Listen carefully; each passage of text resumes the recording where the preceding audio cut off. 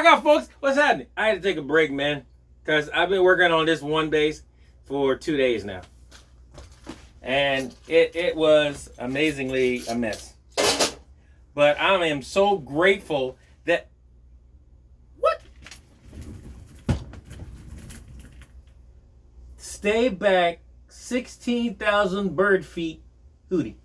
Man, and he got a mask on, too. You crazy, dude.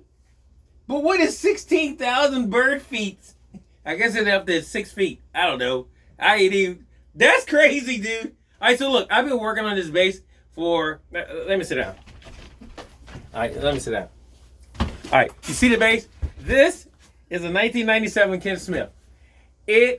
I'm going to tell you why I love this bass. All right, because everybody know I love Ken Smith. That's out of the question. All right, so...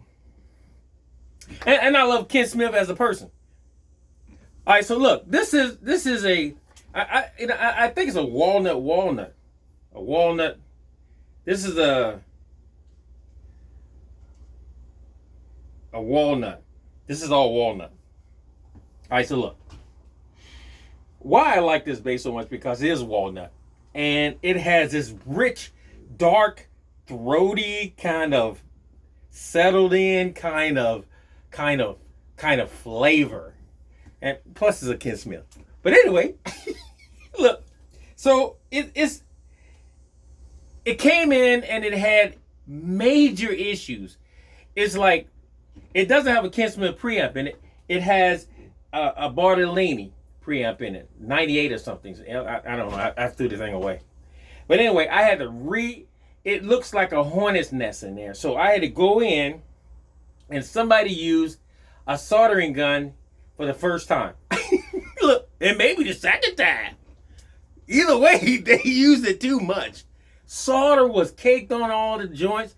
Then they used, I started to say duct tape, but they used electrical tape to tape everything up, and it was, oh my God. I am so sorry for you, girl. I'm sorry. Forgive me. But I made you better. The cube, the preamp cube, the yellow wire on the preamp cube, that was broken, and it was broken right at the preamp. So I had to change the whole preamp. Let me see if I still got... Yep. All right, here it is. All right, so this is called a NTMB918F. So there it is. The yellow wire that connects on that was gone. But it was broken on the inside. It's like somebody kept, you know what I'm saying? And right on the inside it was broken. So I cut all the wires off. And I just so happened to have one of these, an extra one, sitting in my drawer. Thank God. Man, sometimes it's not about hoarding. It's about some things you got to keep. I'll leave it right there. Including the greatest wife in the world, my queen. All right, so look. So after I rewired the whole thing, I mean, when I say I had to take pots out that was too strong, it was like 500K pots on them. And every time you hit them, you got to hit them all the way to the end, and then they burst of energy. Look, it was just horrible, man. And then it had a ground noise problem, and I couldn't get the ground out. It was coming from all the bare soldering wires, and then the preamp, I think, got hit too hard with a soldering gun.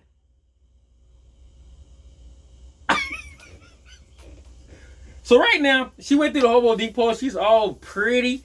When she came in, her neck was really dirty. The whole bass was dirty.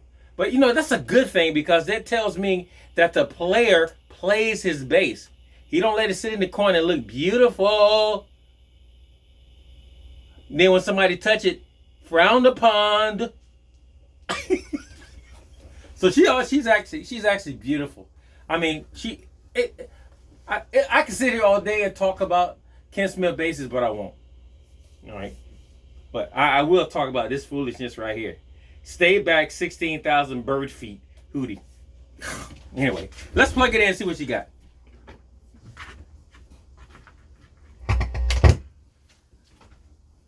Let's go. The controls are push and pull. All right. And then you have blend, bass, mids, treble. Now, the mids have a pull out. All right. I don't hear a lot of things happening in that mid, but it's happening. If you listen to it, it's happening, but it ain't happening correctly. So I'm gonna leave it right there. All right. I'm gonna leave it right there. I know what the intention was to do with it, but it didn't happen. So let's turn the camera around a little bit. The intention for what it's supposed to do, it didn't happen. So we're not gonna be mad. All right, so let's go passive. We're in my, oh, the strings are low, baby. You already know that. We're in the LA 12. And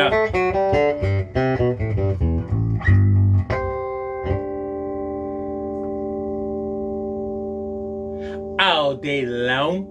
Rear. See, with the walnut, man, everything is ballsy.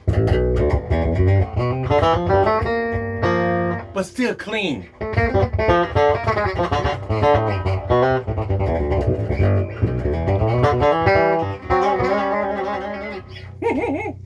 Both. See, that's that Smith, man. The balls, the playability, the sound. It just talks. It's Barry. People say, Barry. What's Barry? What's Barry? Barry's like growly, man. It's like, but it's got that balls underneath. Those balls, they hang in ball. I can't say that, but anyway. And that burp, y'all.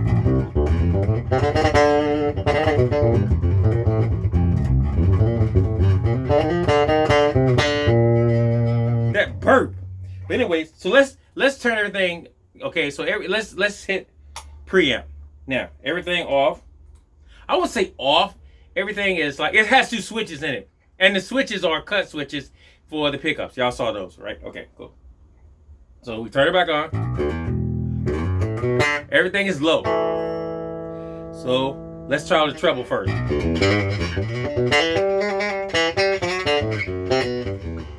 Now the problem this bass had was a lot of ground noise because everything was burnt up. And everything was so caked up and wasn't, I don't know, forgive me, Lord, but, you know, it was not good. All right, mids. Bass. Now, remind you once again, if I didn't say it already, because I turned the preamp down.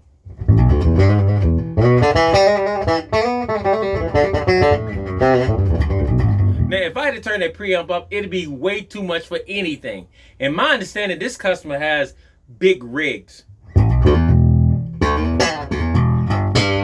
And for big rigs, you don't need a lot of power for big rigs because you got big stuff.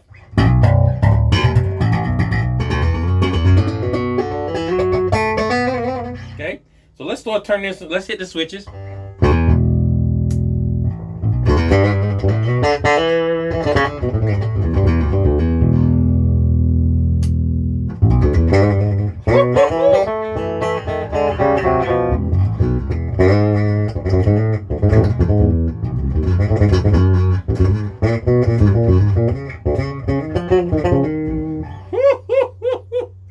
Now let's go. So everything's at decent right now. So let's go treble a little bit more.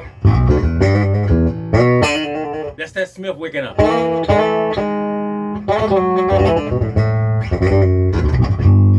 Mids. Bass at a little bit past D10. Now if I open this bass all the way up, you hear the difference? Yeah, okay. I'm just saying it. I'm just telling you. And then the mids. Okay, and then when you pull it out, here.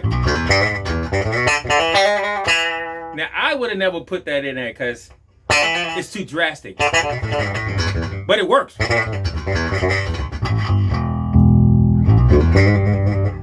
So past D10, stuff still coming in.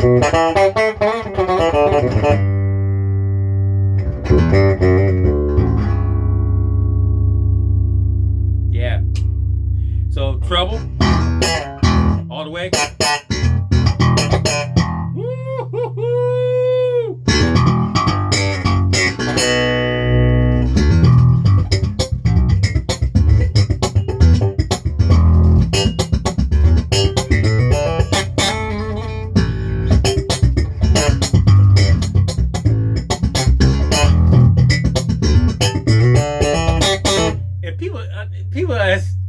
ask me, why do you like Smiths? It's percussive. It's attitudable. That is not even a word, attitudable. I like it. It's not even a word, attitudable. It's attitudable. It's percussive. It's articulate. It's a Smith. It's just a Smith, man. I don't care how you look at it. It does the greatest of what it's supposed to do. And you need to write that down on your way home. It does the greatest of what it's supposed to do. Because it's a Ken Smith.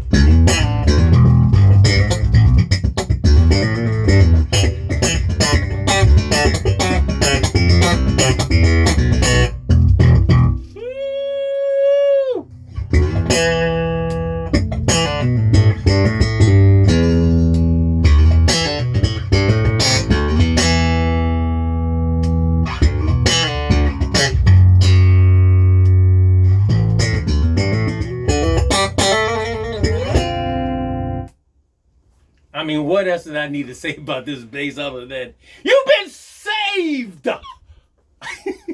You've been saved. I love it, man. It's like